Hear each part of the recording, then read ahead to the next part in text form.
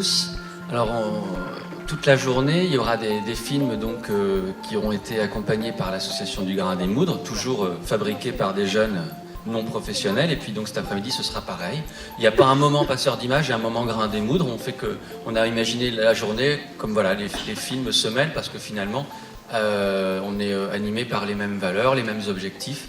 Faire qu'à travers ces films-là, les jeunes qui les réalisent puissent s'exprimer, raconter des choses qui leur tiennent à cœur et puis bien sûr découvrir comment se font les images.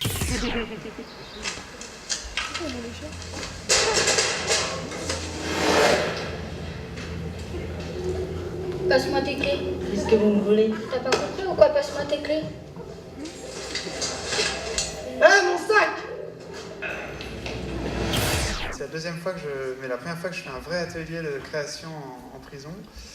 Et il faut savoir que les contraintes de tournage, le seul lieu de tournage qu'on a, c'est une salle, voilà, grande comme ça et à peu près vide. Pour raconter une histoire, j'ai besoin de m'imprégner de vécu, de découvrir un univers, et donc je passe une partie de mon temps seul devant mon ordinateur, mais pour trouver l'inspiration, j'ai besoin de passer du temps à vivre des choses. Par exemple, pour écrire Ombline, pendant 2 ans, j'ai intervenu dans des maisons d'arrêt, dans des prisons, j'ai rencontré des personnes détenues. Et j'ai fait du théâtre, j'ai fait des activités scolaires avec ces personnes, et c'est tout ce que j'ai appris dans ces rencontres qui m'ont aidé à écrire le film. Elle est en prison. Sa vie s'arrête ce soir. Assise, elle attend que l'espace l'avale. Ses larmes se transforment en un fleuve, emprisonnant aussi son âme, tous ses souvenirs. Des efforts tout au long d'une vie pour mener de front sa vie de maman, élevant seule ses 2 enfants, mais aussi une vie de femme active gravissant les marches de sa carrière à grands pas. Tous les faits de ces films sont réels. Comme a dit Stéphane, on n'a pas pu filmer quoi que ce soit parce que on n'a pas le droit de filmer de visage, mais en fait on n'a pas le droit de filmer non plus ni de couloir, ni de grille, ni de quoi que ce soit. Donc en fait on a tout dessiné. La chose la plus importante pour moi en tant que réalisateur, c'est de savoir s'entourer. C'est de ne pas se tromper, de choisir la meilleure comédienne, le meilleur comédien pour ce rôle-là. Chaque technicien doit vraiment être fait pour ce film. Et donc, voilà, de bien s'entourer, c'est la moitié du travail. Ensuite, l'autre partie du travail, c'est de donner des intentions à chaque membre de l'équipe pour savoir dans quelle direction aller.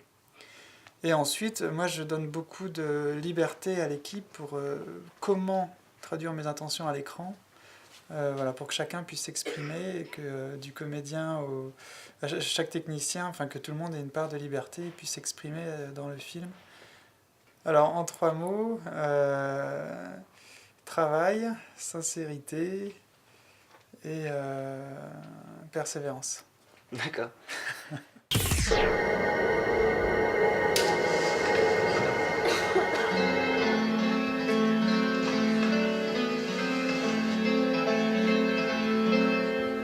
Personnage en fait imagine son premier jour, quoi, toutes les peurs qu'on a quand on arrive dans un lieu nouveau. Donc comme peur, il y avait par exemple qu'on tombait sur des enseignants un peu cinglés qui te tirent les oreilles toute la journée et te font des dictées impossibles à écrire, quoi.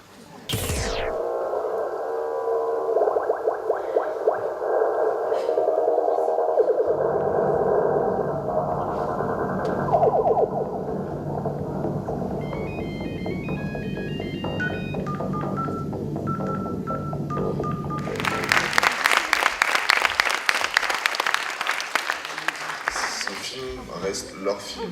C'est-à-dire que moi, je me suis positionné en tant qu'encadrant atelier, et dès lors où on est en tournage, j'étais plus simplement qu'un technicien en fait. C'est-à-dire que la mise en scène leur appartenait.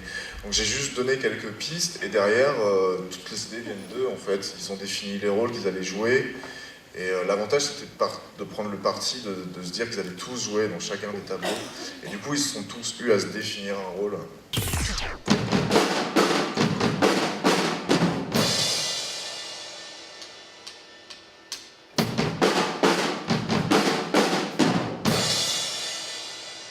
Des sacs encadrés de pelles et de brodequins, flanqués de marmites, couronnés de gamelles.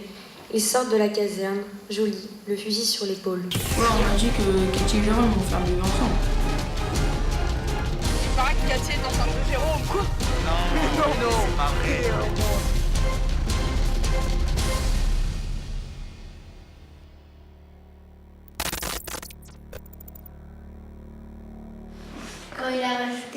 est-ce que c'est lui qui a fait le rouge aussi? Il y a plusieurs couleurs. Par exemple, en fait, le rouge, ça symbolise en fait l'impact des mots et que ça fait comme une tache de sang en fait. C'est blessant à l'intérieur de nous. Et en rapport avec les réseaux sociaux, par exemple Facebook, on a mis en fait dans les autour des bouches, du bleu pour mettre en rapport.